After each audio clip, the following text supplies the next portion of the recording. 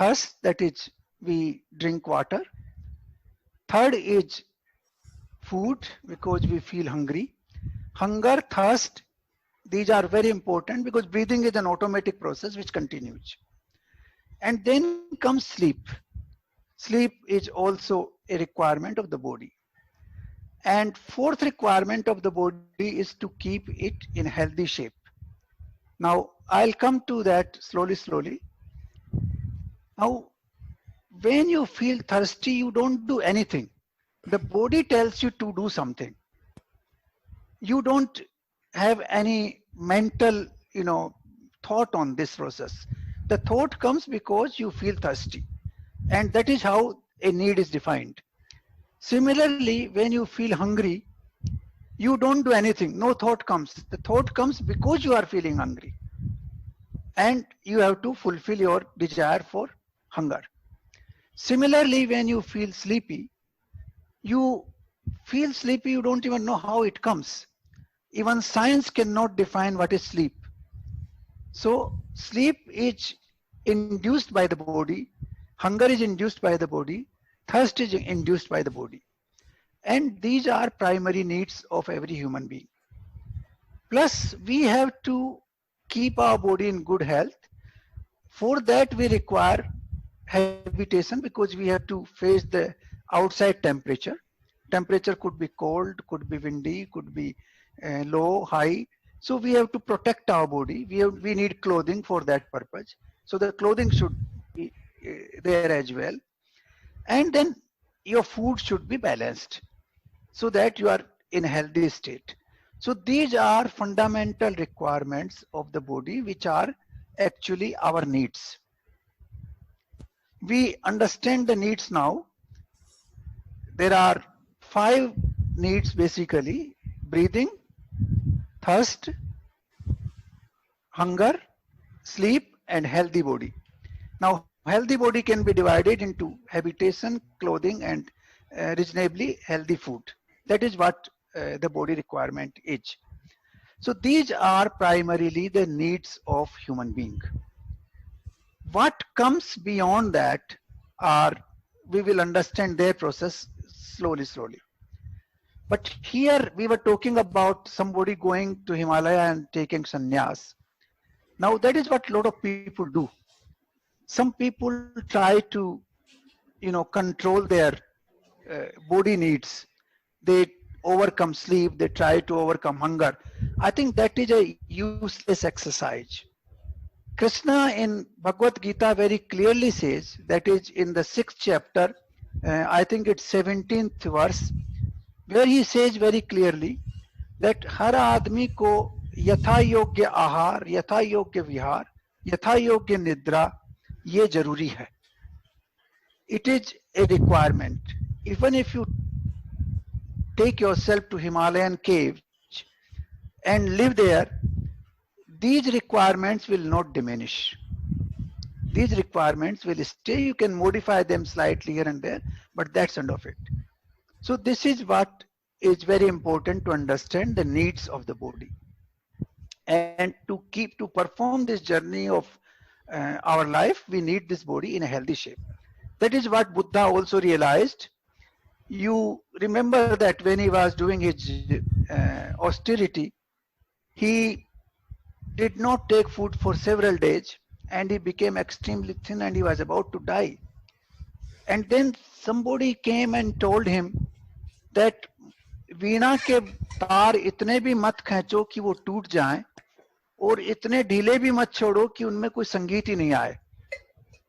So we have to keep a balance between our body needs and health. And that's where he decided to resume his diet, and he recovered from that almost, collapse of death. So this balance is extremely important. Now the second part is the desires. Desires originate from, it's a combination of 3 things: the mind, senses, and sense object. Now sense object, I should explain this little bit because we have not covered that. We know the 5 senses of perception. you have a sense of sight, that is our eye.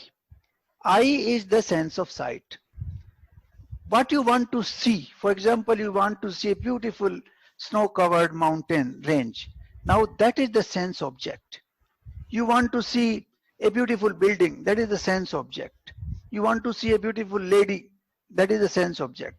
So sense object keep changing while the sense remains the same. It's like on the television screen, all kinds of channels keep coming, the screen remains the same. The same way on the eyes, the sense objects are actually millions, maybe even trillions, but the sense remains static as it is. So what happens is that in Brihadaranyaka Upanishad, there is a very beautiful explanation of this, which says like this, that you have a thought, the thought gradually turns into your desire. Because if the thought keeps coming again and again, it turns into your desire. And why it comes again and again? Because you like it. A particular thought which you like, it comes again and again to your mind. The thought you don't like, you discard them, they don't come back to you. But the thought which comes back is naturally the one which you like. And then it turns into your desire. Then desire, if it stays for a little while, it turns into your will. It becomes strong. And then it asks you that take action to do something about it. And then that will turns into action. And action becomes your life. This is a very fundamental explanation in Brihadaranyaka Upanishad, that the thought becomes your desire, desire becomes your will becomes your action, and action becomes your life. So we must remember that any thought which is pleasant, we start liking it. Like you take a bag of whiskey and then you start liking it. So the thought comes, then again, it becomes your desire to have it. Or you go to a shopping mall, you like a particular store, you want to shop there. Then you have a pleasant experience. That pleasant experience brings the thought back. Then it turns into your desire, then it becomes stronger, it becomes your will, and then it becomes your habit. You do that every day. So this process actually works in everybody's life every single day. Everybody likes things which are pleasing to him. If I tell you some very nice thing about you, that you are a great man, you are genius, everybody likes it. If somebody abuses you, you don't like it. It's normal process. That is the way human being is made.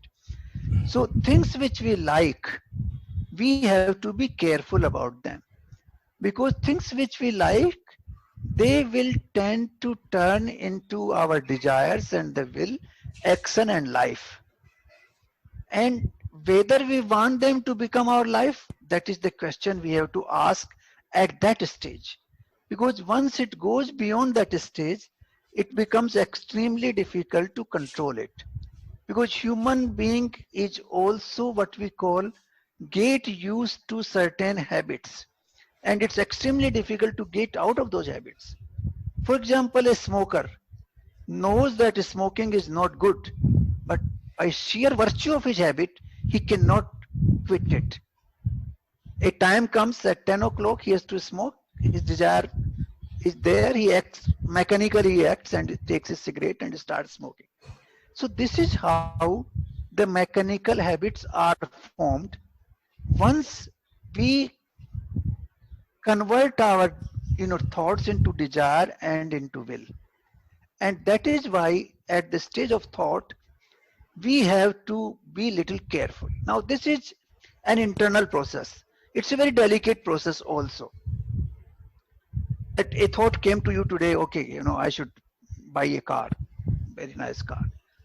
And then you say, yeah, do I really need it? Then you are questioning the thought. And you say, I don't need it, the thought will go away. But you say, no, why not? It will increase my status. I will have a better car. My neighbor has X car. I will have X plus one car. So then the desire will increase and you will act according to that. So you get my point? You have to question that thought at the stage of thought. Before it turns into a tree, into a plant, the seed has to be challenged. The thought is the seed. As soon as the thought comes, if it is a good thought, let it turn into desire, let it turn into will, let it become my life, I don't mind. But if it is not a good thought and you are making it into a desire, then you have to be careful. And once it becomes your desire and will, then it becomes much more difficult to control it. So you have to control it at the root, at the point when the seed is about to fructify.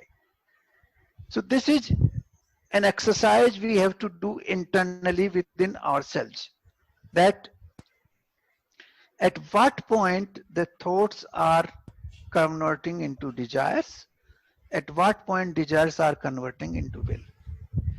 Now, if we get into this process of desires and will, it's an infinite process. Why? I'll tell you. There is an example. We had King Akbar, Mughal king. He drew a line on the blackboard. He drew a line. And he asked all his ministers that your test is that you should make it short without touching the line, without doing anything with the line. So all his ministers were struggling. They thought, they consulted each other. And they came out that, if we don't touch the line, we don't do anything about it. We cannot cut it short. It's not possible. We can't make it short. So then said, call Birbal. So they called Birbal. As usual, Birbal was a genius. What he did, under that line, he drew another line which was much longer than the previous line. And that line became automatically short. You get my point? That is the nature of desires. I remember when I bought my first bicycle, I was very happy. Then I saw somebody having a scooter, so I thought, let me buy a scooter. So I bought a scooter, I became very happy. Then I saw somebody having a car, so I thought, let me buy a car. And then I saw somebody having a private jet, then I thought, let me have a jet. And then somebody has something else, and then something else. So this is an infinite process. You can continue in this process infinitely, but you have to draw a line somewhere. And if you keep comparing with the rest, you will never be able to siege this process of desires. The process of desires keep multiplying like, what we call 2 into 4 into 8 into 16. It's like geometric progression. It doesn't have arithmetic progression, it has geometric progression. One satisfied desire gives rise to 2, and 2 satisfied desires gives rise to 4. In many Sanskrit verses, there's a very beautiful example which is given, that if you add ghee to the deepak, it will only inflame it more and more. The fire will keep burning more and more. So the more you satisfy your desires, the more the desires will turn into fire, and they will keep, overtaking you all the time. So this is the nature of desires. I'm not saying desires are wrong or desires are not desirable. I'm not saying all that. What I'm saying is that you have to test the desire, whether you want that desire to become your life or you want to get out of it. Because once you get out of it, then it will not stick to you, it will get out of your system. But once you keep supporting it, it will definitely stick to you. Even if you don't like, it will become your habit, as the example of smoking. So you will find some people, I know at least one person, who at some stage was almost, crorepati, and then he was not satisfied. He wanted to become more, then he must have got 10 crore, then 100 crore, and maybe uh, later on, maybe 1,000 crores. And he tells me that I want to get out of this process, but I'm not able to get out now because it has become such ingrained in his blood that he just cannot think anything more but making more money. So we have to think whether we want to get addicted to a particular uh, thought and desire, or we want to get out of it. Now that process depends on your mind. You have to question your mind when the thought comes, whether this is the right direction or not. For example, a thief or a bank employee, who I know one employee uh, in my own system in the Ministry of Foreign Affairs. He was an accountant. He was initially making some small fraud, like a check is for say 10 rupees, he will add one more zero, make it 100 rupees and take out the money and manipulate the system. In the beginning, he did only that much, small amounts. Then slowly it became such a big habit, and he was not caught anywhere, that he made a big fraud, and finally he was sentenced till, imprisonment, till death, till, life imprisonment. So these are the things which happen. So there are two things here. One is that questioning the thought itself, whether this thought is in the right direction, we want it to develop further or not. Secondly, even if the thought is not good and you have allowed it to develop, how can I, not allow it to become my habit? You want to control it now, but it has become your habit. It's like smoking. You want to quit it. There you need what we call Sankalp Shakti. In Sanskrit, it is called Sankalp. In English, we can call it, willpower. So you have to check it with the willpower. Very strong will is needed at that stage to cut that off completely. And this is the path of a better life. Because as soon as you realize that these things which I have done in plenty in my life, they have not made me feel happy so far, I have to quit that path and go into a different path. Then you need to take a strong willpower, strong resolution, strong will to be shown to cut off from that path and move ahead. That is the way. Now, in this process, there is one more important thing which I would like to mention, and which is really very important. Age is very important because in youth, you have a different way of functioning, different way of thinking, different way of doing things. And when you cross 45, affects us. But more important thing in this process is that at some stage, we should isolate ourselves for a day or two, just for a day or two, and think very quietly, sitting yourself, that what I have done in this life so far, is it right or wrong? I think that will open up the horizons. What happens is that we are carried away by the normal process of life so much that we never think like this.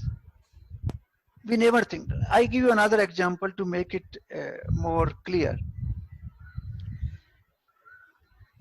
You might have met many people, I have met many people who go early in the morning to office. Say they start at 9 o'clock. On the way, they try to jump. There's a lot of stress in them, So they say, oh, I have to do this. This is my agenda. This is all I have to do. The mind is full of stress. They will jump the red light. When there is a traffic jam on the way, he will get excited and say, what is this? He will become angry and start shouting. By the time he reach office, he will shout at the receptionist, what is this? This has not been done, that has not been done. The whole day begins like this. This is a whole process because you have created stress one after another due to a schedule which is punishing for yourself. You are punishing yourself. You have created that schedule, and now you have become used to that schedule, like a habitual mechanical habit, and you are punishing yourself as a result, and others are also getting punished because sometimes you shout at somebody else, you get angry with somebody else, you abuse somebody else. This is what happens in life. In order to discussed, they are related to our body, and we talked about that separately. Basic needs are the breathing, the the water, the thirst, the hunger, food, and then need related to our habitation, clothing, and healthy body. These are sleep, of course. These are the basically needs of the body. Then the desires, they come from the combination of uh, sense organs, sense objects, and mind. For example, you see a film, you want to, that is the object which you have seen, sense object. You like the film, it becomes a desire. Uh, the desires keep increasing in a geometric progression. You one fulfill one desire, it gives rise to two, you fulfill two, it gives rise to four, and this progression continues. I gave you the example of Akbar. He drew a line and he wanted it to cut it short. Nobody could do it without touching it. But then what Birbal did, he put another bigger line under it, and then the line became short compared to the other one. That is what happens in life. I get a vehicle, I'm very happy with it. Next day my neighbor gets a bigger vehicle and my desire is inflamed. I get a complex that, oh, he has a bigger vehicle. Then my desire goes up, I want to have a bigger one. So this is a process which continues. So we have to control this process in 2-3 ways. One way is that at the time of the thought, when it emerges, we should realize whether it is in the right direction or wrong direction. If it is in the right direction, we can allow it to continue, and then it will take us in the right direction. But if the thought is in the wrong direction, we have to control it at that stage before it becomes a plant. We should not allow it to become a plant, it should not fructify. That is one part of it. Secondly, sometimes we want to quit certain things, but they become habit, mechanical habit for us. And to control that, we need a resolve, we need a willpower. And we have to take that willpower at some stage, a strong willpower, to check that and take your life away from that process. Third thing, which I wanted to, I was coming to that. The third thing is that every single pleasure will end up with some sort of pain at the end. There is no pleasure in the life which does not end up with pain. You can think of anything in life.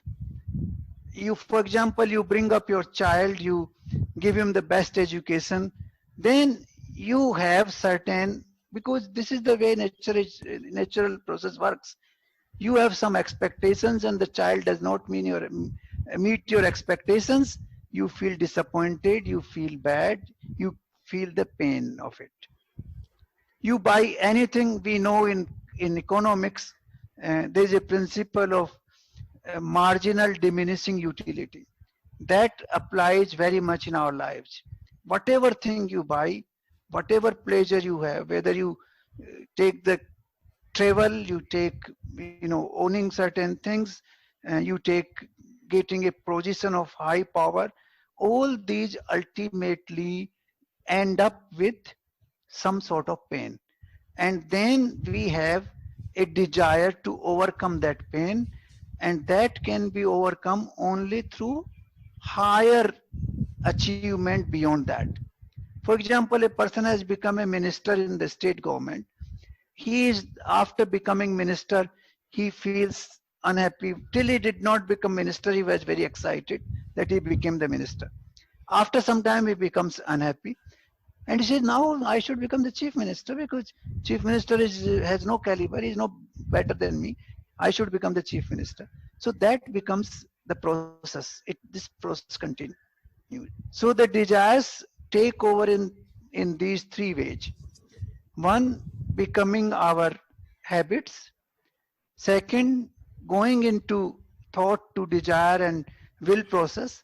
And third, that every pleasure ends up with pain, and as a result, we have to look for higher pleasure, and that means another desire.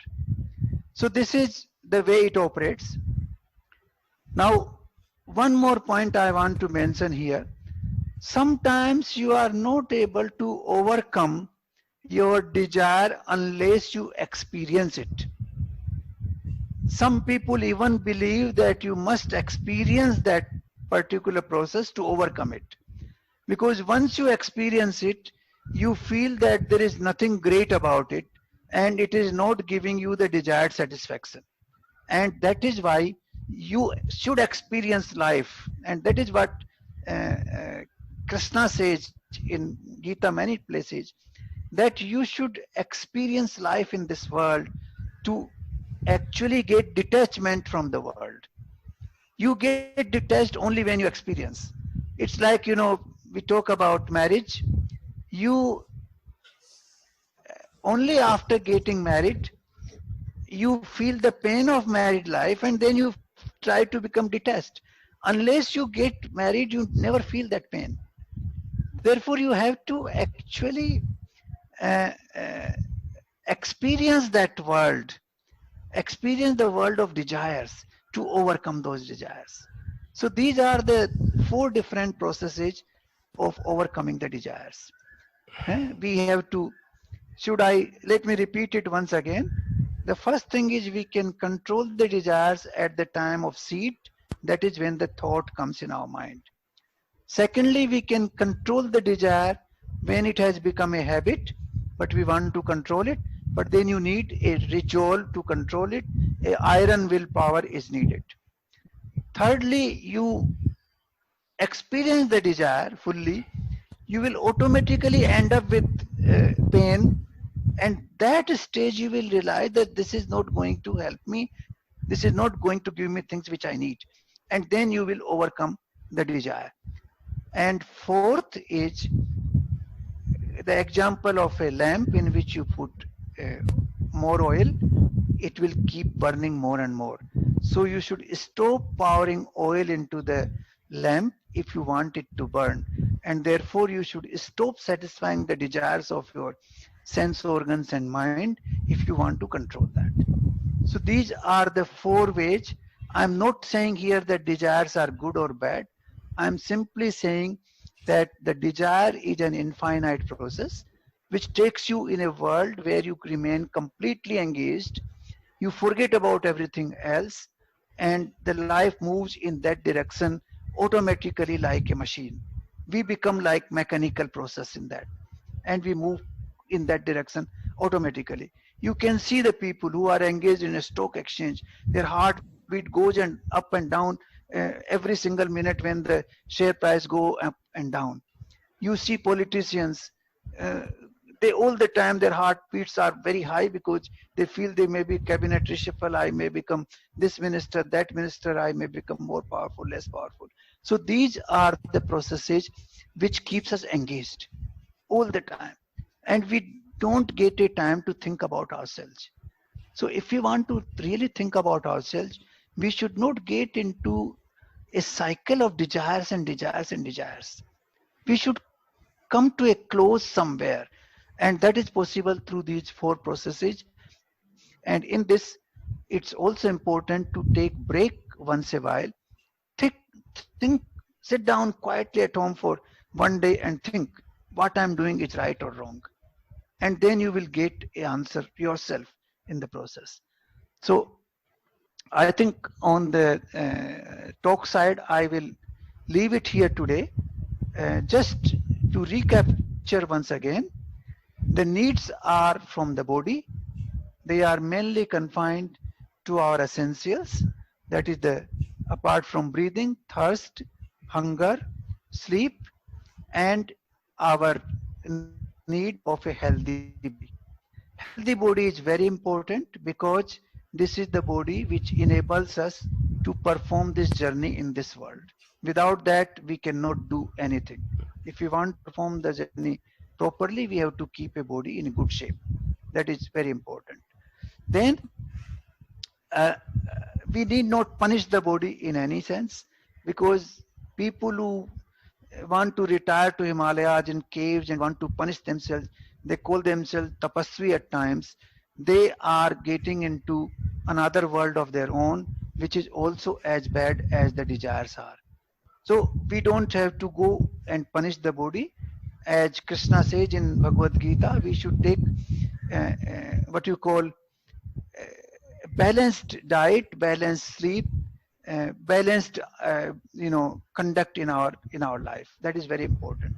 We don't have to do. There's another slok called Ati Sarvatra Varjate. That is, excess is always prohibited. So we should avoid excesses.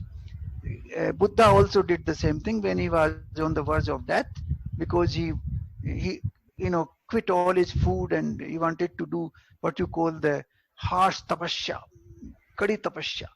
And then he was told by somebody that वीणा के तारों को इतना मत खींचो कि वो टूट जाएं, और उतना ढीला भी मत छोड़ो कि उनका कोई संगीत ही नहीं आए. So that is the medium, what we call middle path. So we have to adopt that in terms of body. In terms of desires, we have to decide what desire we want to convert into life, because thought becomes desire, desire becomes will becomes action, action becomes your life. So if you want to control the desire, you control at one is to control at the process of thought before it turns into a plant. If you are not able to control there, and if it has already become your habit, you want to control it, you have to control with great resolve, iron will, you can control it. Thirdly, you can control it after experiencing everything. You experience and you will be frustrated at the end that it doesn't give me what I want, and then you will change yourself and you will transform your conduct in a different way. But getting into a cycle of desires which does not allow you to reflect on yourself is not good, and that is what normally every human being ends up. We don't even know what we are doing. We do things mechanically. Like this time of COVID-19 has given a lot of people to think what we are doing, whether it was desirable or not. A lot of people tell me today that what we were doing, in the past was madness. It was, mad shopping and running after restaurants and running after theaters. Now we are happy at home. So you should take a break and think about that. So these are the 4 ways to realize that what direction we are taking, and it is extremely important to take stock of your desires, because desires ultimately become your life. Remember this. It is a very strong word, but it is absolutely true. You sit down sometime in your own life, you will feel that your desire now, for example, your desire to listen to these sessions will become your life.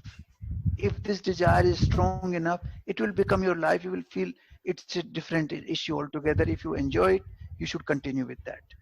But other desires of the world will never give you that kind of pleasure. They will give you pleasure up to a point, and then it will turn into a pain, and then again a new desire will come because you want to overcome the pain, and that desire will again terminate into a pain, then again a new desire will come, and that is the process which we should avoid.